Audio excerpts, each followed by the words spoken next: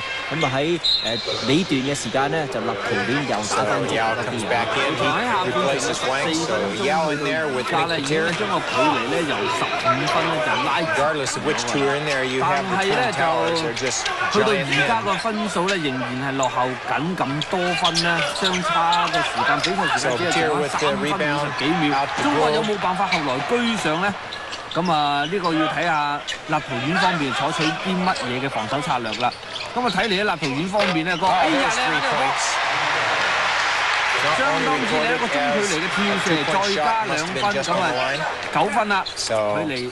咁啊，剩翻3分30幾秒，立陶宛方面咧就亦都係用翻正話嗰個嘅拖慢個節奏嚟打啦。咁啊，剩翻進攻嘅時間只係剩喺19秒嘅時候就起手，咁啊手指就出入咗呢2分，又拉翻開去11分啦。咁啊，實際上咧，中國隊嚟講咧，而家咧就比較心急啊，因為時間咧就1分1秒咁樣過啊，咁啊而家只係得翻3分鐘少少，咁啊所以咧喺爭一個11分嘅距離咧，中國咧就好可惜咧，呢次嘅進攻咧又失敗咗。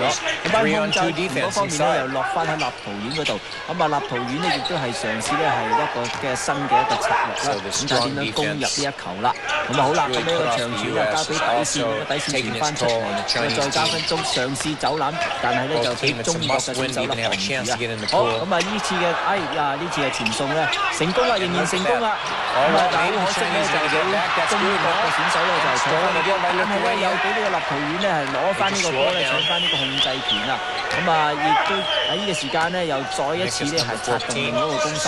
咁啊好明顯咧立陶宛咧就拖長嚟打，慢慢傳啊！咁啊希望咧拖翻啲時間咧等中國咧做得辛苦啲。好啦，咁啊呢個3分波又咁就慘啦！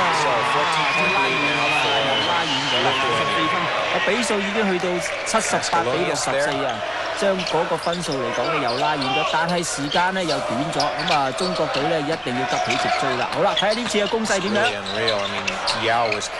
嘗試一個攻勢，可以好球啊！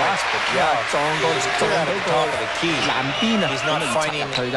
我追翻2分，但係咧而家個控制權咧又落翻喺立陶宛身上啦。